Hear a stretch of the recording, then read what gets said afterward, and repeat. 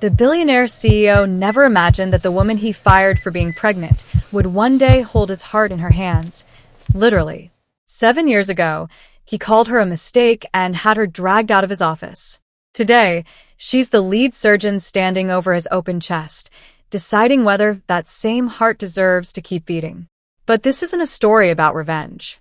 It's about what happens when pain grows into power, and mercy becomes the sharpest kind of justice. The morning sun sliced through the glass walls of Adelie Towers, turning the Victoria Island skyline into a mirror of gold. Amara Okafor stood in front of the CEO's mahogany desk, her heart pounding harder than the Lagos traffic below. Her reflection trembled faintly on the polished wood, a woman on the edge of confession. For 3 years, this office had been her world, a fortress of ambition and temptation. But today her hands shook. Her throat felt dry, because the words about to leave her lips could end everything she had built. And she already knew they would. Chukwuma Adelie leaned back in his chair, his suit crisp, his cufflinks glinting beneath the morning light. He looked every inch the billionaire, composed, commanding, untouchable. Amara had once thought she understood him beyond that armor. Their 8 months of secrecy had felt like rebellion and romance at once. Private dinners, whispered promises, nights filled with stolen warmth. But standing here now, she saw only distance, the kind that power builds. "Sir, there's something I need to tell you," she whispered. His gaze didn't soften.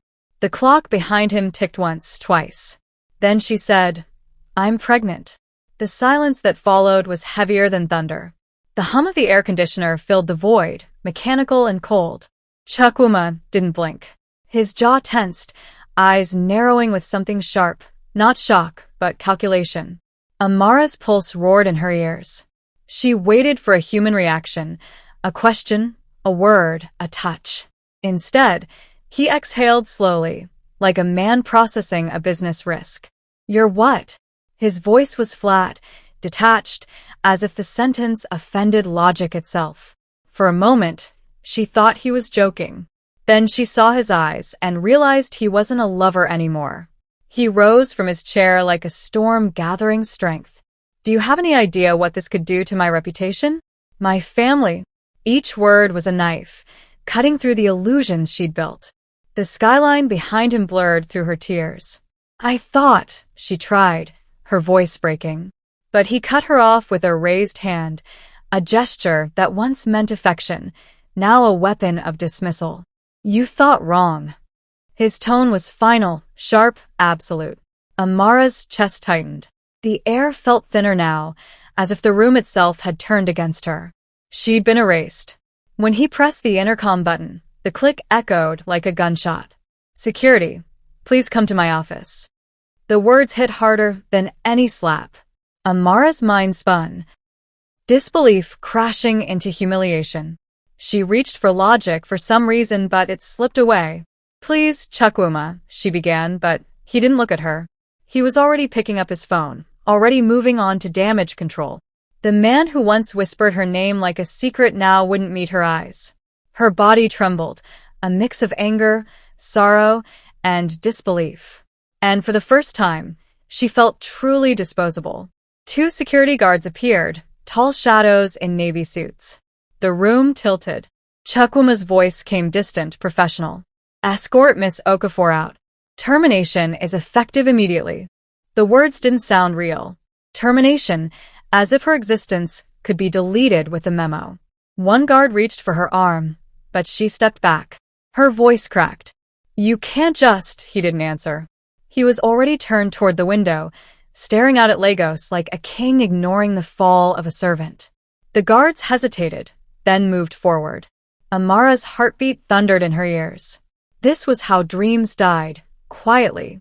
As she was led through the hallway, whispers bloomed like wildfire. Her colleagues, the same ones who'd once envied her, now avoided her gaze. The box in her hands felt heavier with each step, her coffee mug, her framed photo, her small plant. The elevator door closed, reflecting her tear-streaked face under fluorescent light. Through the glass walls, she caught one last glimpse of his silhouette, tall, calm, untouched. He was already on another call, already erasing her. When the elevator dropped, so did her world. And as the ground floor approached, one question burned. What now? Footsteps thudded behind her as two security men flanked her desk, their presence heavier than the air-conditioned chill. A barcode scanner chirped, and her access card flashed red, a tiny light announcing a life revoked. Hands guided her to pack. A coffee mug with lipstick ghosts, a small succulent, a framed graduation photo. The room smelled of paper, toner, and sudden fear. A printer spat out forms she didn't read. Her name looked foreign on termination lines. The metallic snap of a box lid closed over everything she'd earned. How do you erase 8 months with one indifferent beep? Eyes lifted then dropped as she passed the open plan floor, screens reflecting headlines that hadn't been written yet. Slack bubbles bloomed, then vanished. A swivel chair creaked like a guilty throat clearing. She felt heat rise under fluorescent lights, the humiliating kind that turns skin into sirens. HR's envelope rasped against cardboard, heavy with clauses and silent threats. Her heels clicked a verdict down the aisle, perfumes, colognes, and stale coffee mixed into the smell of judgment. A phone camera hovered, withdrew, pretended innocence. Names attach fast in offices like this, homewrecker, fool, problem. Which label would chase her by nightfall? The elevator door sighed shut and trapped her reflection in bruised chrome. The box slipped. Soil spilled from the succulent, like a quiet wound. Somewhere between floors, the building's hum sank into her chest until it was hard to breathe. A flutter rose beneath her ribs, small, insistent, alive. She studied the plant with trembling fingers and counted her breaths. The descent ticked past sterile numbers, each one peeling back a layer of certainty. Sweat prickled along her spine while cold air licked her wrists. The bell chimed, bright and cruel. Could she keep standing when the floor kept disappearing? Marble swallowed her footsteps as the lobby opened like a polished stage, all echo and glass. The turnstiles clacked, and the guard avoided her eyes while dropping her ID into a tray of useless things. Outside, heat slammed through the revolving door. Horn blasts, generator growl, diesel breath, sun like a hand on the back of her neck. A Danfo barked destinations. Hawkers threaded color through the traffic. She looked up at the tower's mirrored skin and saw herself small against it, a smudge the building would forget by lunch. Was survival waiting out here, or back upstairs? Curbside grit bit through her stockings as she sat, the cardboard edges digging into her forearms. Legos pressed in, sweat, peppered meat smoke, perfume, exhaust, life refusing to pause for one woman's unraveling.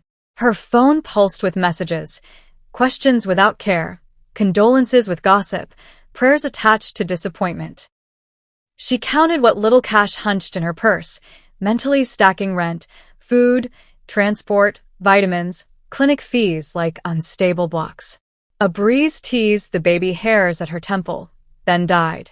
Somewhere a siren wailed, then faded into noise. When the day ends and the lights go out, who answers the door? Motion saved her from drowning in the heat, so she stood and moved 1 block, then 2, past suya smoke and fabric stalls, past a beggar's tin and a banker's laugh. A kiki napep rattled her bones, spilling the city into streaks of color and memory. Hold music from HR played in her head, cold as tile. The email auto-reply in her mind said nothing human.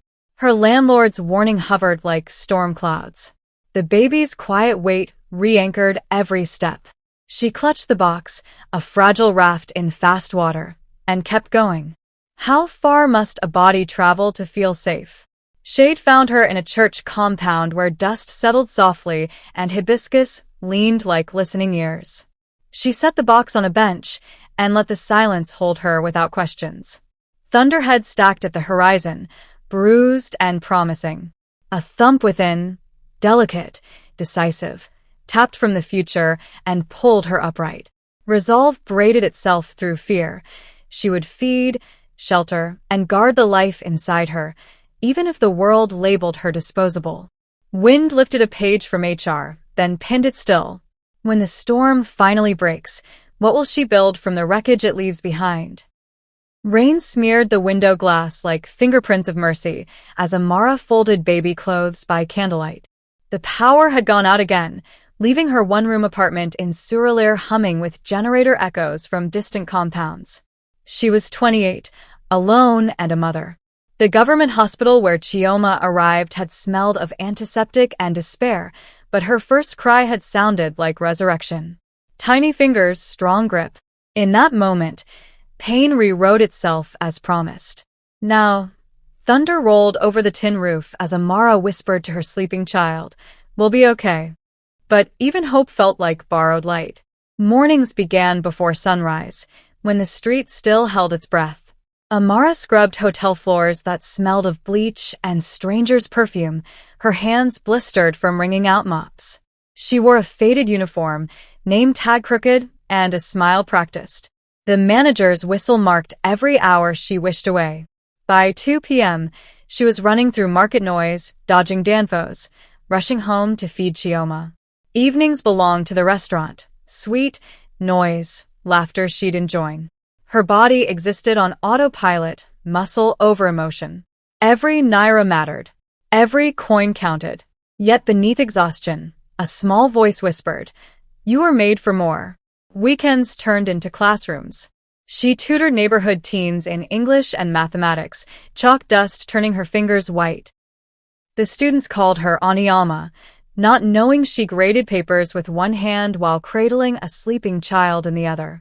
Her neighbor, Mom Ngozi, became her anchor, watching Chioma, cooking extra rice, reminding her that pain wasn't permanent. At night, Amara studied under a flickering bulb, anatomy diagrams replacing sleep. She'd once dreamt of being a doctor. Now she studied like redemption depended on it. Bills threatened like shadows, but knowledge gave her lungs again. Maybe destiny was patient after all. Rejection letters came like clockwork, thin, folded, final. "We regret to inform you. 3 years of no. 3 years of better luck next time." But Amara refused to stop. She mailed applications with trembling faith, prayed in minibus seats, rewrote essays until her pen begged for mercy. Then one humid afternoon, a white envelope bore a different tone. "We are pleased to inform you," her knees buckled. She sank to the floor, laughing and crying all at once. University of Lagos Teaching Hospital. Scholarship awarded. Against statistics, against silence, against shame. She'd been chosen. Hope had found her address again. Medical school was war disguised as an opportunity. She memorized anatomy between diaper changes, reviewed flashcards while stirring ogbono soup, recited drug names while walking to daycare. Her classmates whispered about the older woman in the front row with tired eyes and unshakable focus. They didn't know she'd studied heart valves by candlelight or dissected loneliness alongside cadavers. Some nights, she cried quietly over textbooks blurred by tears. Yet every morning, she returned, chin lifted, eyes steady. For Chioma. For herself. Each exam passed wasn't just a grade, it was a refusal to stay buried. Failure had no permission here. For years later, the graduation gown draped her shoulders like justice. Chioma, now 4, sat in the front row, clapping with small, proud hands. The hall smelled of perfume and fresh paper. Cameras flashed as Amara's name was called, top of her class. Her professors shook their heads in awe. The woman who never gave up. The applause sounded like rain washing away old sins. But beneath the joy, Amara felt something deeper, a quiet vow. She would never again let anyone define her worth. Not bosses. Not lovers. Not circumstance. She had rebuilt herself from dust, and dust couldn't drown her. Residency stripped her again, this time of sleep, softness, and fear. 100-hour weeks. Long corridors echoing with monitors and loss. Male colleagues tested her. Senior doctors doubted her. Yet she endured, stitched, studied, saved. Every patient reminded her of fragility, every heartbeat a sermon on second chances. By the 7th year, she stood in surgical scrubs under bright lights, a name tag that read Dr. Amara Okafor, cardiothoracic surgery. Chioma was thriving, sharp, kind, fearless. The world that once spat her out now called her doctor. But when silence fell at night, she still wondered, does karma keep receipts? The hospital corridors gleamed like silver arteries under fluorescent light, humming with urgency and life. Amara walked them like a ghost reborn, steady, composed, unstoppable. The blue scrubs fit her like armor, her ID badge glinting with quiet defiance. Dr. Amara Okafor, cardiothoracic surgery.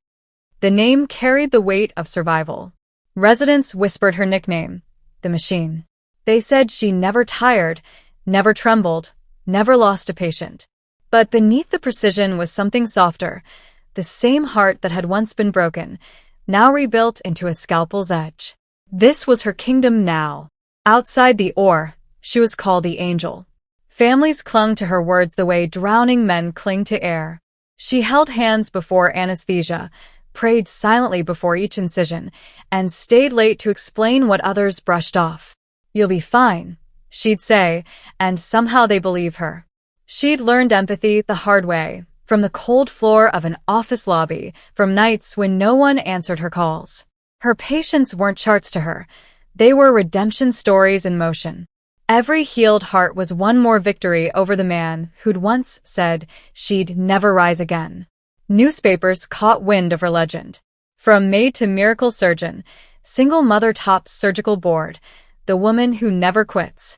Her photo graced the stay and punch. Her eyes calm, confident, unyielding. She clipped none of the articles. They weren't for her. She kept her fame hidden from Chioma, who only knew her mother fixed hearts and smiled too little. At home, their two-bedroom flat smelled of disinfectant and hope. School drawings covered the fridge. When Chioma asked why people sometimes called her mother the Angel, Amara would smile faintly and say, "Because angels don't give up. They rebuild their wings." But behind every success was fatigue etched deep into bone. Nights blurred into mornings, her body running on caffeine and purpose. She still sent money to her parents, her mother quietly proud, her father still too ashamed to speak her name. Yet, when church members praised the doctor on TV, he'd shift in his seat and mutter, "God is faithful." Amara didn't seek their approval anymore. She'd outgrown the need for validation. But sometimes, in the dark hum of hospital corridors, she wondered if love could still exist for someone who had built walls out of resilience. Her colleagues admired her brilliance but feared her discipline. She demanded perfection because she'd lived the cost of carelessness. No misplaced scalpel, no missed dosage, no ego on her watch. "We save lives or we don't show up," she'd say, not harsh, just certain. Some whispered she was cold. They didn't see her pause in the supply room after losing a patient, fingers pressed to her temple, silent tears hidden behind sterile gloves. She had learned long ago that strength wasn't loud. It was the quiet decision to keep going even when your soul begged for rest. Then came the day she stood on the stage at the Nigerian Medical Excellence Conference, lights blazing, applause swelling. Her keynote, "The Ethics of Compassion in Modern Surgery." She spoke not as a scholar, but as someone who had lived the pain of being discarded. "A patient is more than a body," she said. "They're someone's whole world." Her voice didn't shake. Her words hung like truth too long ignored. When the ovation came, she smiled, not for fame, but for the little girl inside her who once thought survival was impossible. The audience saw brilliance. She felt peace. Afterward, she sat alone in the parking lot, city lights flickering against her windshield. Lagos shimmered like a million unanswered prayers. She thought about how far she'd come, from hotel mops to surgical gloves, from heartbreak to headlines. But she also knew the universe had a cruel sense of timing. She'd built her life on discipline, faith, and distance from the past. Yet deep down, a whisper lingered that the story wasn't over. Somewhere out there, the man who'd thrown her out still breathed, still thrived. And fate, patient and precise, was quietly aligning its scalpel. For both of them, the morning boardroom shimmered with power. Glass walls framed the skyline like a crown, and Chukwuma Adelik stood at its center, the billionaire who'd mastered Lagos. His voice carried the sharpness of money, his suit the quiet arrogance of legacy. Charts glowed on screens, assistants scribbled notes, investors nodded. 7 years had turned him from mogul to myth. But beneath the polished marble and polished smiles, something had begun to rot. His breath came shorter these days. His heartbeat misfired between sentences. He ignored it, as he ignored most things that couldn't be bought. Power was the only medicine he trusted. The meeting dragged on, tension masquerading as efficiency. Chukwuma's temples throbbed. His chest ached like someone tightening an invisible belt around his ribs. Still, he kept talking, projections, expansions, mergers. The numbers danced before his eyes, then blurred. Someone poured him water. He waved it away. Pride had always been his armor, and armor doesn't ask for help. When the pain sharpened, he gripped the edge of the table and forced a smile. But as his vision tunneled, the voice that had once silenced boardrooms now broke into a whisper. "I just need a minute." The glass clicked beneath his palm like a warning. Then it happened, sudden, brutal, final. His body folded forward, papers scattering like white birds. A coffee cup crashed, spilling across balance sheets. Gasps cut the room. "Sir?" "Mr. Adelik." Chairs screeched, phones fumbled, panic bloomed. Someone yelled for help. Another called an ambulance. The mighty Chukwuma Adelik lay motionless, his empire reduced to noise. Paramedics stormed in minutes later, sirens, blue lights, oxygen masks. His wristwatch glinted beneath the harsh fluorescence as they loaded him onto the stretcher. That golden symbol of control ticked on faithfully, even as its owner's heart faltered. The man who owned everything was losing himself. He woke to the antiseptic sting of a hospital room. Machines blinked. Tubes coiled from his arms like serpents. The ceiling above was white, impersonal, not the vaulted office he was used to commanding from. His wife, Adiz, sat in the corner scrolling through her phone, her designer bag placed neatly on the side table, her perfume too expensive for grief. "You're awake," she said flatly, not looking up. He tried to speak, but his throat burned. The monitor's rhythmic beep mocked his fragility. For the first time in years, Chukwuma felt what he'd once called weakness. He felt small. Dr. Ogunlade, head of cardiology, entered with the calm gravity of someone who had seen death too often to fear it. "Mr. Adelik," he said, scanning the chart. "You've suffered a massive myocardial infarction. A heart attack. Extensive damage." Chukwuma's mouth went dry. "How?" he croaked. "Stress, genetics, lifestyle," the doctor interrupted gently. "You'll need surgery soon." The words landed heavier than diagnosis. Surgery meant surrender. It meant placing his life into another's hands. Hands he didn't control, couldn't intimidate, couldn't pay off mid-procedure. "Who's handling it?" he asked. "Our best cardiothoracic surgeon," Ogunlade replied. "You're lucky. She's exceptional." "She?" The word slipped out before he could stop it. Even half dead, his pride resisted submission. Ogunlade smiled faintly. "Gender doesn't determine genius, Mr. Adelik. Dr. Amara Okafor is among the best in the country. You'll be in excellent hands." The name passed over him like wind, unregistered, unremembered. He'd discarded so many people in his climb that the ghosts had blurred into one faceless crowd. He closed his eyes, exhaustion dragging him down. He didn't know that somewhere above him in the same building, those forgotten hands were flipping through patient files, about to land on his. The universe was setting the table. Night fell outside the ward, Lagos glittering beyond the blinds. Chukwuma drifted in and out of morphine dreams. Flashes of his office, the skyline, the applause, the endless chase. But every dream ended the same way, the sound of a door closing, a voice saying, "You were a mistake." He couldn't remember whose voice it was, only that it hurt. The monitors beeped steady, but his heartbeat trembled beneath the rhythm, like guilt trapped inside muscle. In the hallway, footsteps approached, the calm, measured stride of the surgeon who would soon decide if the billionaire would live or die. And destiny smiled quietly. The morning light poured through Amara's office window, turning her desk into a battlefield of charts and surgical schedules. She sipped black coffee gone lukewarm, scanning files marked urgent, her eyes half-blurred from a night with too little sleep. The hospital's hum was familiar, pagers buzzing, trolleys rattling, nurses trading clipped words. Then her screen pinged. Emergency cardiac surgery request, VIP admission. She clicked the file without thinking. Another powerful man with a fragile heart, she assumed. Her pen hovered midair as she read the name aloud under her breath. Adelik Chukwuma. The sound cracked something ancient open. Her heartbeat stumbled.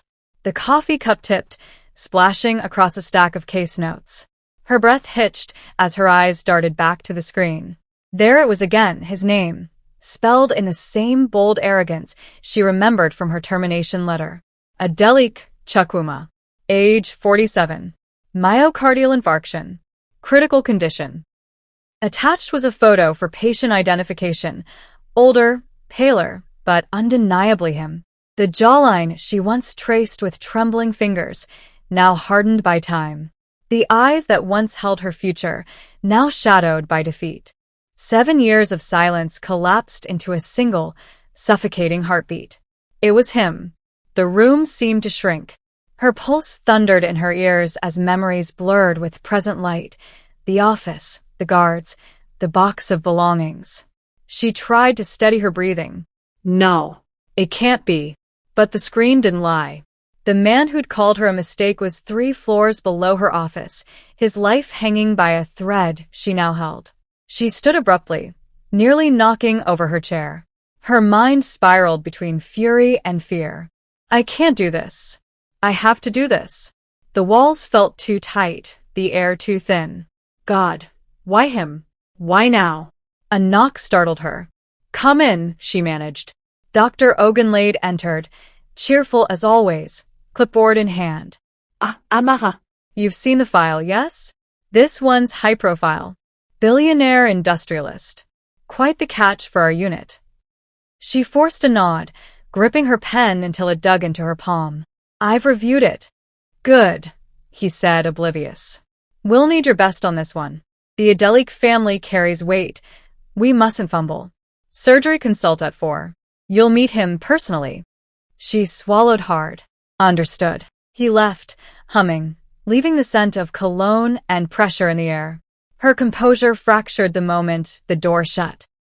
She locked the door, slid down the wall, and let her body tremble. 7 years of discipline unraveled in a minute. Her mind screamed through memories she'd buried under surgical precision. The humiliation, the whispers, the nights of hunger and pain. Now fate had placed his heart on her operating table. Her tears came hot and furious, not from love or loss but disbelief. What kind of God writes stories like this? After minutes of shaking, she forced herself up. She washed her face, tied her hair back, looked at her reflection, a doctor, not a victim. You will not break now. At precisely 3:59 p.m., Amara stood outside room 307, chart in hand. Her white coat felt heavier than armor. The corridor buzzed with nurses and soft monitor beeps. Her palms were damp. She adjusted her mask, inhaled deeply, then exhaled the last traces of fear. Behind that door waited for the man who had once destroyed her, unaware that she was about to hold his heartbeat in her hands. The irony was cruel, poetic, divine, all at once. Her pulse steadied into rhythm. She knocked once, twice. Come in, a weak male voice called. She turned the handle. The door opened.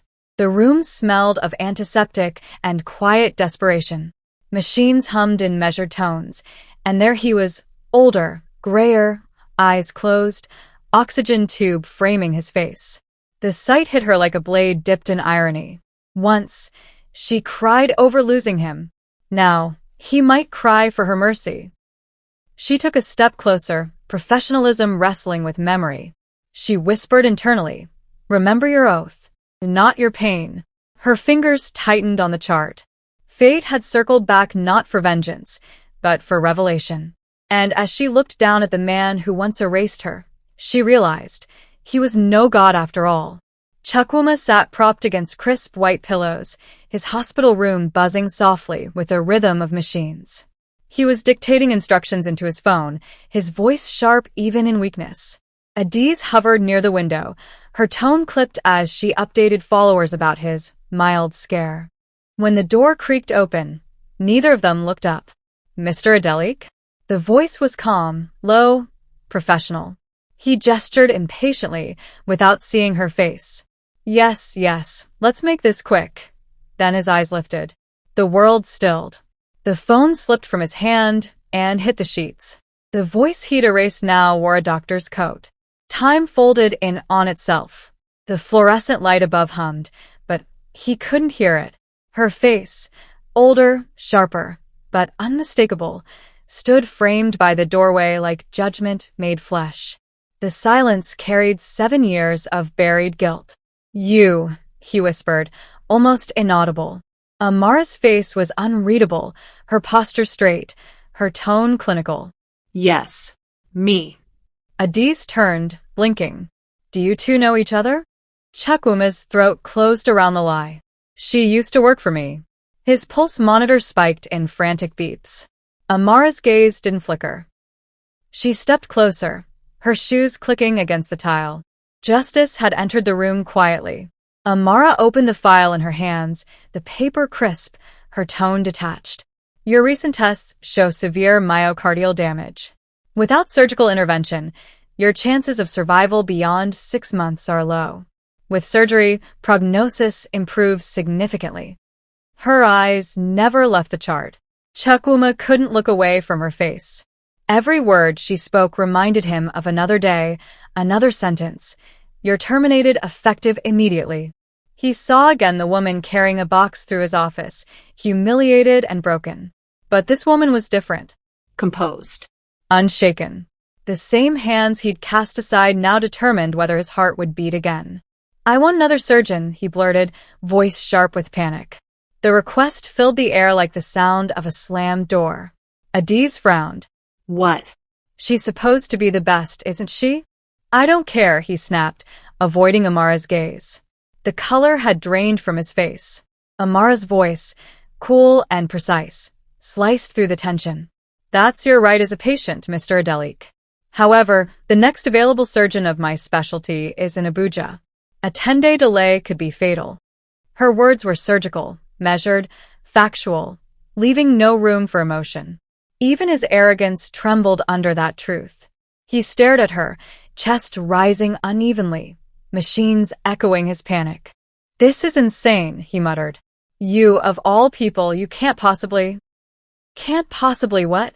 she interrupted softly, her tone sharper than any scalpel. "Be professional?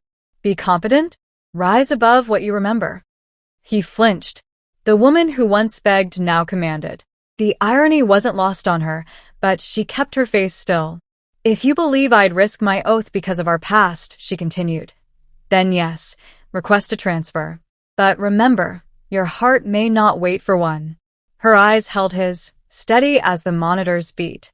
The silence that followed was suffocating. Adiz shifted, clearly out of her depth. "Darling," she said lightly, "she's right. Let her do her job." But Chukwuma couldn't breathe past the weight of shame pressing on his lungs. Every word she spoke was a mirror reflecting his failures. The doctor who'd once been his victim was now his savior, or executioner. And she stood there calm, powerful, untouchable. The irony burned. He'd built empires by controlling outcomes, and now his own life depended on a woman he'd destroyed. For the first time in his life, power belonged entirely to someone else. Amara closed the chart with quiet finality. "You have until morning to decide," she said. "If you proceed, we'll begin pre-surgical prep. If not, transfer arrangements will be made." She turned to leave, but paused at the door. Her voice softened, almost kind. "For what it's worth, Mr. Adelik, I've never lost a patient to anything but the human body's limits." She left him there, small against the white sheets, staring after her. The door clicked shut, and the monitor's beeps filled the silence. Behind that calm rhythm, his heart whispered the truth he couldn't escape. Karma had found him. That night, Lagos slept under a humid sky, but Amara couldn't. Her apartment was silent except for the ticking wall clock and the faint hum of the fridge. She sat at the kitchen table, hands clasped around a cup of untouched tea that had long gone cold. The air felt thick, heavy with memory. 3 floors below, a man fought for his life, the same man who'd once thrown hers away. The same man whose child now slept down the hallway. The world felt too poetic, too cruel. Her pulse matched the clock's rhythm. Mercy or revenge? Which would it be? The thought came like a whisper she wanted to ignore. I could let him die. The words startled her, floating darkly through her mind like smoke. No one would suspect. Cardiac surgery was unpredictable. Complications happened. One artery missed, one suture too tight, and he'd simply never wake up. It would look tragic, not intentional. Poetic justice, the voice in her head murmured. She imagined the headlines. Billionaire succumbs to cardiac failure. The idea horrified her, yet part of her, the part that had cried on that curb years ago, savored the thought. Was this evil, or was it balance? Her gaze drifted toward Chioma's door. A sliver of light spilled across the hallway. Her daughter's steady breathing was the only sound that made sense anymore. That child was the reason she hadn't broken, hadn't surrendered to bitterness. Amara pressed her palms to her face, ashamed. What kind of mother would wish death, even on the man who ruined her? She thought of her oath, of every patient who'd survived because she chose discipline over emotion. To kill him, even in silence, would make her everything he once accused her of being: weak, impulsive, unworthy. And she refused to be that. She stood and moved to the balcony, the night air damp against her skin. Down below, the city shimmered with sleepless life, car horns, hawkers, prayers, laughter. Lagos didn't pause for heartbreak. Somewhere out there, another woman was probably crying over another man who didn't care. The thought didn't comfort her, but it reminded her she wasn't alone in her wounds. She'd turned her pain into purpose. Would she now let that same pain corrupt what she'd built? A tear slid down her cheek, uninvited but cleansing. She whispered to the wind, I'm not here to destroy. I'm here to heal. When dawn broke, she was still at the table, her eyes swollen but clear. The tea sat untouched, a witness to her wrestling. She reached for her phone as it buzzed. Dr. Ogunlade flashed on the screen. Amara, his warm voice came through. Mr. Adalik's consent form just came in. He's chosen to proceed with you as his surgeon. Can you handle this one? She hesitated, not because she couldn't, but because of what it meant. To heal the man who broke her wasn't just medicine. It was an absolution. Yes, she said quietly. Schedule it. Her hand trembled, but her voice didn't. After hanging up, she prepared breakfast for Chioma, cereal and warm milk, the kind of morning ritual that grounded her in reality. Mommy, are you okay? The girl asked, blinking sleepily. Amara forced a smile. Just tired, my love. Big surgery today? Yes. Amara nodded, brushing a curl from her daughter's forehead. A very important one. Chioma grinned, spilling milk on the table. You'll fix his heart. You always fix hearts. The innocence nearly undid her. She kissed Chioma's head. That's what I'm supposed to do. The words sounded simple, but they carried the weight of redemption. Before leaving for the hospital, Amara paused in the mirror. The reflection staring back wasn't the broken assistant from years ago. It was a woman tempered by fire. She adjusted her red surgical cap, symbolic of courage, not anger. Today wasn't about him. It was about her becoming proof that mercy was stronger than vengeance. She whispered, You can't heal the world if you're still bleeding. Then she picked up her bag, squared her shoulders, and stepped out. The hospital awaited. So did fate. By tomorrow, one of 2 hearts would change forever, his by survival, hers by choice. The operating theater glowed beneath harsh white light, sterile and cold. The scent of disinfectant mingled with adrenaline, humming machines, and muted voices. Amara stood at the center, mask on, gloves fitted, eyes sharp. Around her, A team of nurses and assistants prepared instruments that gleamed like polished truths. The patient lay motionless beneath the drape. Chukwuma Adelik, billionaire, father, betrayer, now reduced to flesh and fragility. Vital steady, someone said. Scalpel. Amara's gloved hand rose. The blade's cold weight settled into her palm like destiny itself. Her breath steadied. Time to face the ghost that once destroyed her. Incision, she announced, voice clear through the mask. The first cut parted flesh, blood blooming dark and rhythmic under the light. Her movements were clinical, practiced, a choreography she had perfected through years of struggle. But beneath that precision, something trembled. She stared at the organ pulsing beneath the ribcage, the same heart that had turned hers to ashes. Retractor, she said, and the rib spreader opened with a metallic groan. Sweat beaded beneath her cap. You can't think of him as him, she reminded herself. He's just another patient. But the memories bled through every heartbeat she held in her hands. The heart looked damaged, not just by disease, but by years of arrogance and excess. Its rhythm stuttered, then surged, as if trying to apologize for every cruelty that had built the man around it. Amara guided the instruments with machine-like precision, but her chest tightened. A flash, her standing outside Adelik Towers in the sun, crying into a box of belongings. A voice. You were a mistake. Her hand faltered. Doctor? One of the nurses whispered. Amara blinked hard, refocused, swallowed the tremor in her throat. Continue, she said softly. Control yourself. You are not that girl anymore. Minutes stretched into hours. The operation demanded everything: speed, focus, grace. The world beyond the ore vanished. Only the sound of monitors and the rhythm of the heart machine remained. Amara guided the needle through tissue finer than silk, reconnecting arteries millimeter by millimeter. Every stitch was a prayer disguised as science. But inside, her mind whispered temptations. One mistake. One hesitation. No one would know. Her pulse raced. For a moment, her hand hovered, the scalpel poised between mercy and revenge. Then, in the distance of memory, Chioma's laughter echoed. You fix hearts, Mommy. You always fix hearts. A strange calm descended over her. Her breathing slowed, her hands steady again. The noise in her mind dimmed until there was only purpose. Amara wasn't operating on the man who fired her. She was operating on the lesson he'd left behind.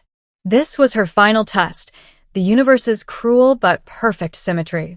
She moved through the rest of the surgery with measured confidence, repairing tissue, restoring rhythm, commanding her team with quiet authority. Hours passed unnoticed. When the final suture closed and the heart began beating on its own again, relief rippled through the room like silent applause.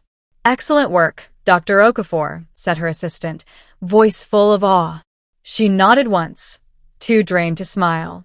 Her gloves were streaked with blood, but her soul felt clean for the first time in years. The monitors steadied, a strong, consistent beat. She looked down at Chukwuma's face, pale, still, unaware. The man who once threw her into the gutter now owed his heartbeat to her mercy. She whispered beneath her mask, You'll live. It wasn't forgiveness, it was release. She handed the scalpel away. Close him up. As she stepped back, the flood of emotion finally broke her open inside. Outside the operating room, the hallway felt brighter, almost unreal. She leaned against the wall, exhaustion pressing into her bones.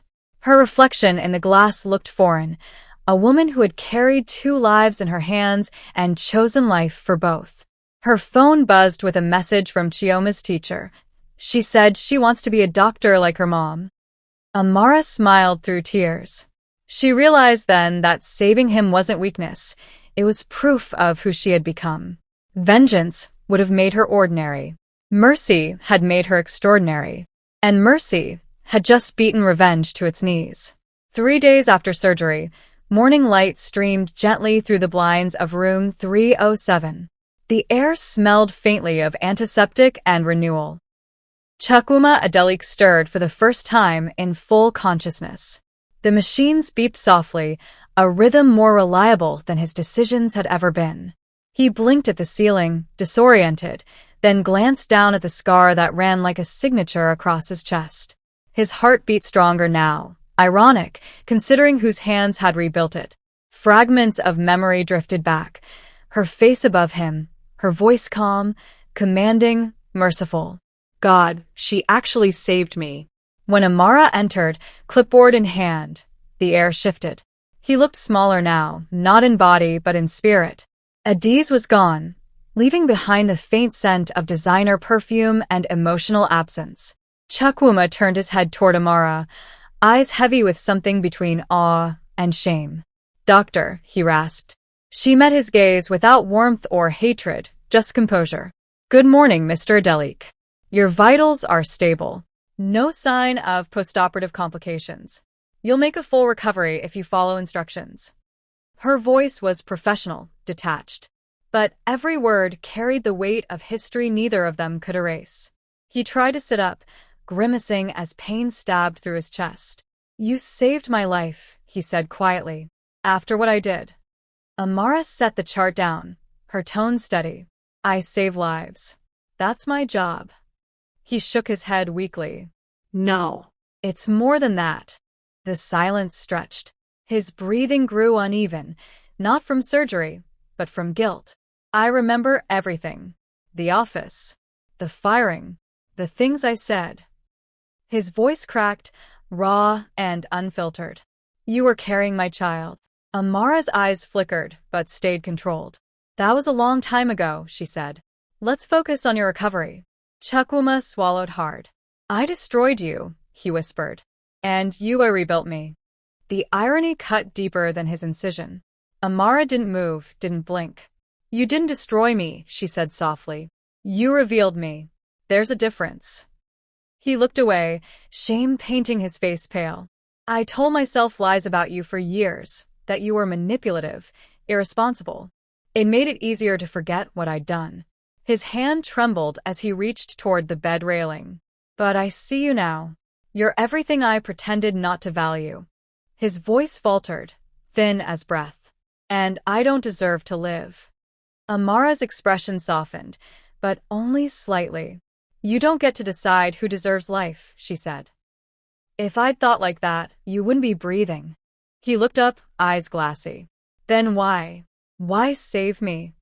She hesitated, the question hanging like smoke between them. Finally, she said, because I'm not you. The words hit him harder than any slap. She turned to check the monitor, hiding the storm in her chest. Saving him had healed her professionally, but facing him was reopening scars she thought had faded. Still, she stayed. Because walking away without closure was another kind of wound.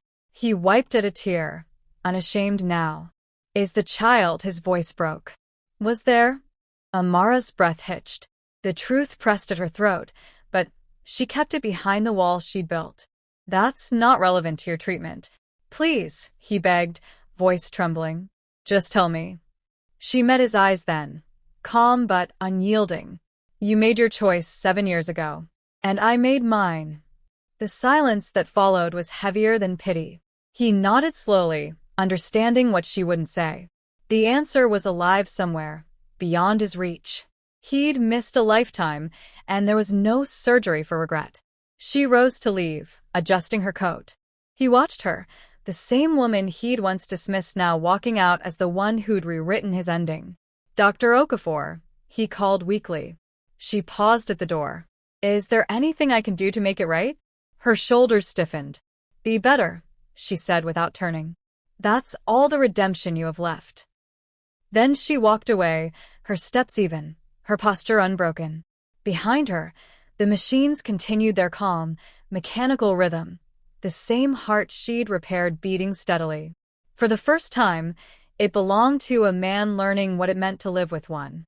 2 weeks later, Lagos pulsed with its usual chaos, car horns, market shouts, afternoon heat rising off concrete. Amara was finally breathing again. The surgery was a success, the story behind it buried where only she could feel it. She'd resumed her rounds, her name now whispered in reverence across the wards. Life had returned to its steady rhythm: work, motherhood, and purpose. But fate, ever the playwright, was not done. That Saturday afternoon, in a quiet bookstore in Acadia, Amara found herself flipping through medical journals with Chioma, unaware that the past was about to walk through the door. Chioma, 7 and endlessly curious, darted through the aisles, clutching a colorful anatomy book. "Mommy, look," she said, pointing to a diagram of the human heart. "This is what you fix, right?" Amara smiled faintly. "Yes, my love. That's exactly what I fix." Her daughter's excitement was the brightest thing in her world, a mirror of the joy Amara had once thought she'd never feel again. They stood together at the counter, laughter soft between them, when a familiar voice, deeper now but undeniably his, sliced through the air. "Dr. Okafor?" She froze, the blood draining from her face. She turned slowly. And there he was, Chukwuma Adelik, no longer the invincible titan of business, but a man made smaller by humility and recovery. Dressed simply, no entourage, no arrogance. Just disbelief in his eyes. He stared at her, then at the child beside her. Chioma's bright eyes, his eyes, blinked back at him. The resemblance was unmistakable, cruel in its clarity. His lips parted, but no words came. The truth was standing before him, alive and beautiful, and for the first time, Chukwuma understood what true loss felt like. The past hadn't vanished, it had grown up. "Mommy, who's that?" Chioma asked, tugging at her sleeve. "An old colleague," Amara replied quickly, her voice tight. "Come, we're leaving." She picked up the bag and reached for her daughter's hand, but Chukwuma took a step forward, his voice trembling. Wait. "Please." Amara's eyes flashed a warning. "Not here." But he couldn't stop staring at Chioma. "How old is she?" he whispered. The question shattered the fragile silence between them. Amara's chest tightened. "None of your business," she said coldly. But Chioma tilted her head, puzzled. "Why do you look sad?" she asked him. His throat tightened. "Because I just realized what I lost." Chioma frowned in childlike confusion. "Did you lose something important?" she asked softly. Chukwuma managed a broken laugh through tears. Yes. "Something I can never get back." Her innocence pierced him deeper than any reprimand could. Amara tugged her daughter gently toward the exit, her heart racing. The man who once fired her like trash now stood trembling before the living consequence of his cruelty.